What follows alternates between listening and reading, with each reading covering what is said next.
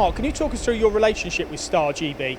Yeah, so my father, when he was running the business, first invested in a Star machine back in 1987, and we've been using them ever since. This is the 7th Star we've now got in the shop, and we've always found excellent reliability.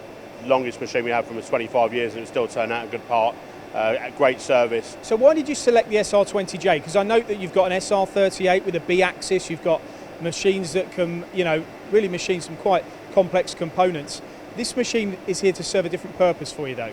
Yeah, that's right. So what we were finding is that we're tying up quite a lot of time doing relatively simple parts on the 38 and on the 20R4 as well, which we didn't need to really, and if we could move more complex work onto those, then we could alleviate it by putting the more simple work on the J. So will this machine still run for you lights out? Are all your machines running lights out, or this? Yeah, that's the aim of the whole company. Is whatever we try and do, we try and get things off one hit finished, and we try and make as much use of lights out machine as we can.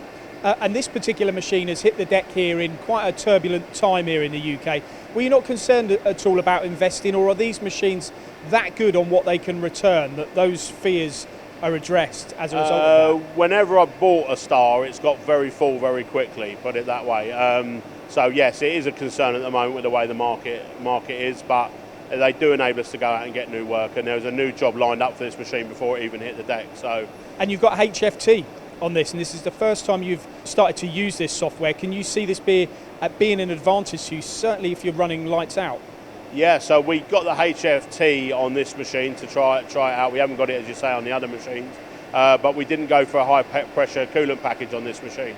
So the first couple of jobs we've knocked off, we've done with HFT, and we've had no issue with swarf and stuff like that. So we think it could be a way of not having to use the high pressure coolant systems on the machines. And you've got a big workshop now. You moved here recently. Plenty of space for more of these machines. The way things are going, do you see, more Star sliding head lathes being positioned here? Yeah, certainly can do. Yeah, we've set these up as they are down the side here at the moment, and we're trying to expand the business, which is why we've moved here. We've been a little bit landlocked in our old factory, which was before last year, and so yeah, the aim is we've come here with plenty of space to expand, take on bigger jobs, and if you're looking at larger runs, then Star is certainly a way to do it.